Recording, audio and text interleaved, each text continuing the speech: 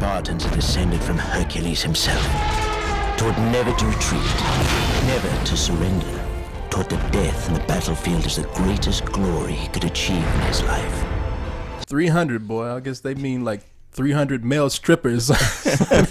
Greased up Greeks. I mean, yeah, seriously, to be a Spartan, all you need is a six-pack on your stomach and a lot of baby oil. Look, first of all, I don't even know how people fought wars like this. They fought battles half naked. Exactly. Yeah. It's like, okay, they decided to protect their shins, and that was about it. Are you kidding me? Look at those bodies. Those bodies are so tight they can deflect bullets. This movie's going to go over big in prisons is all I'm saying. That's true. The thing is, I like the movie.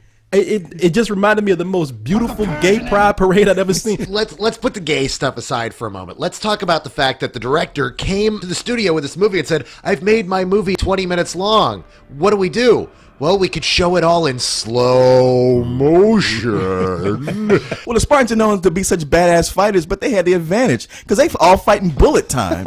They've taken an actual event and put cartoon characters in it. You got one guy with saws for arms. You got giants. It's crazy. But that's because this is an actual historical event that was adapted by Frank Miller, the guy who wrote Sin City, as a comic book, and they adapted the movie from the comic book. Yeah, which is why you can't go in and say this is stupid because, I mean, if you know the source material, you should already know that this is over-exaggerated. Well, yeah, it's a history lesson for people who hate history or are too dumb to read. I did like the movie a lot, and I didn't even mind the slow motion. I thought that, being that it's based on a comic book, I thought that it tried to capture the frames of a comic. I liked it more than Gladiator, but less than Braveheart. I liked it too. I just thought, like I said, it's just so exaggerated that you can't help but laugh at it. I didn't like it all that much. I thought it was one of the most beautiful films I'd ever seen, but it was one of the most boring, beautiful films I'd ever seen. Xerxes is one of the funniest villains ever. You're supposed to be scary and you got glitter makeup on?